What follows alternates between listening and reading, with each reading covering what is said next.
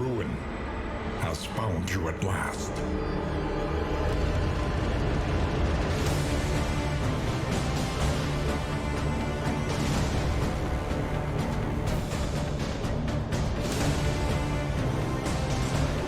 A victory. Perhaps the turning point. Hello everyone, I hope today is going well for you. My name is Brian, and today I just wanted to talk a little bit about Darkest Dungeon 2. If you're anything like me and, a big fan of the series, then you're just as excited as I am for the 1.0 release here to the sequel. But played a lot of the beta, but, very excited to see what direction they end up taking the full release of this game. But today I just wanted to talk about what I perceive to be a very, very easy team comp that doesn't require a lot of ability unlocks, could be brought by a newcomer very early on into their playthrough, and anybody who's struggling even, just anybody who's new to the series could pick this team up incredibly quickly and easily and find great success with them without having to invest a whole lot into them. Alright, so let's go ahead and get into that. So, up front, I am going to go ahead and go with the Man-at-Arms. He is an incredibly powerful character. He's going to be the tank for your team, and he has a lot of great defensive tools to do so. He can take a lot of pressure off of your allies. The one move I'm going to recommend you swap out is take off Hold the Line for Retribution. Retribution is incredibly strong when it's leveled up, and it is going to be one of the core abilities that holds this team together, really. So he does take 2 Hero Shrine unlocks, but he's the only one who's going to take 2 Hero Shrine unlocks. Everybody else is only going to require 1, for a total of 5 ability unlocks needed for this party that I recommend, which 5 isn't too hard to get on your first couple run-throughs anyway, so... but anyways, then in rank 2, I am going to go ahead and choose Highwayman. He is going to be your main damage dealer on the team. He's got a lot of consistent options for MVP assassinations or just consistent, token denial through riposts. He has a lot of tools that can help him just really shred down opponents when you need to.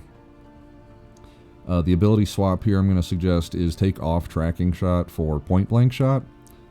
Point Blank Shot is really helpful because if you ever get into rank 1 from duelists, you can easily put yourself back. Or if your party happens to get shuffled, you're not too upset about using this move up front. So then in rank 3, we're going to go with the Jester. Jester, another incredible character. All these characters are just really good. He's your main stress healer on the team. It's important to avoid meltdowns through stress healing, so, really just think of him as your insurance policy against that. Outside of that, he brings some pretty solid utility with his bleeds and his blinds. He can do some good combo generation for the team as well. So overall, a very simple character to play when run with this setup. Just take off Battle Ballad for Harvest. Again, these characters only requiring 1 ability unlock.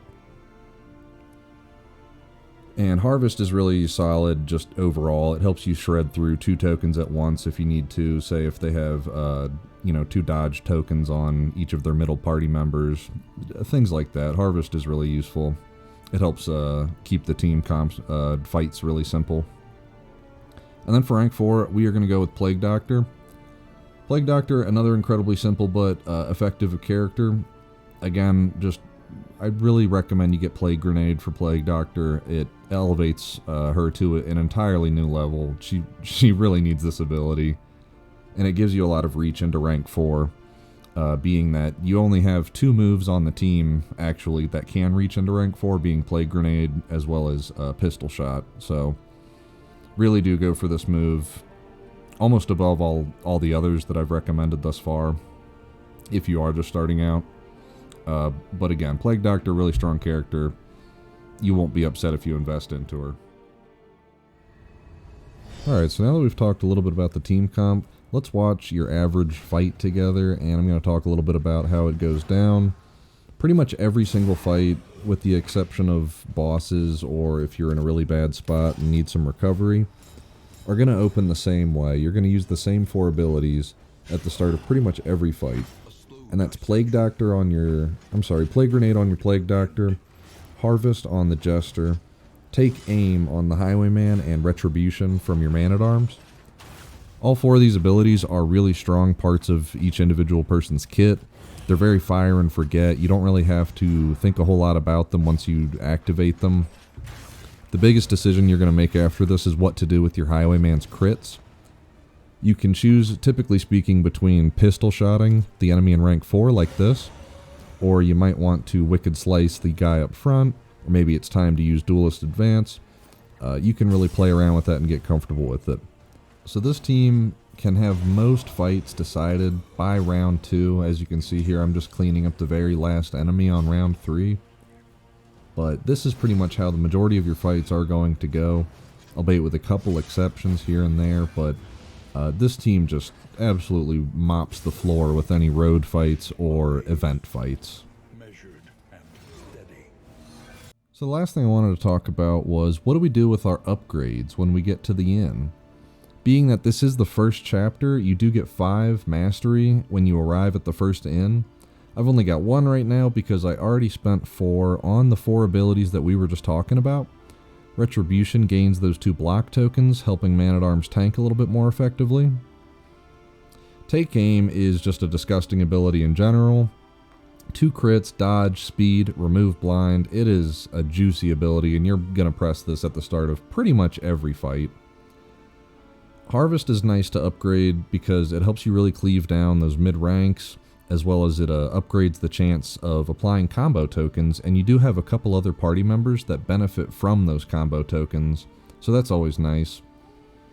And then Plague Grenade for Plague Doctor is important, giving you additional damage on that rank 4 enemy. A lot of high value targets tend to sit there, and this really helps you just lay down that damage on them and make sure they die early. But of course, what are we going to do with this last upgrade token?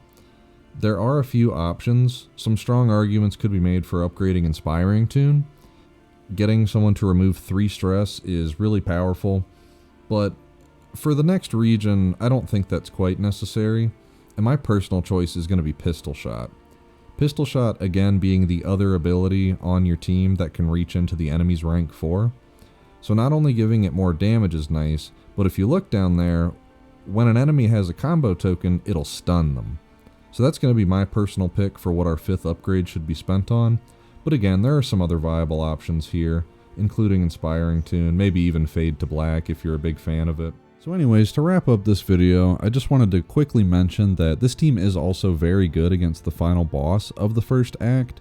And if you wanted to talk lair bosses, I would either recommend the lair boss from the Tangle or from the Feeder.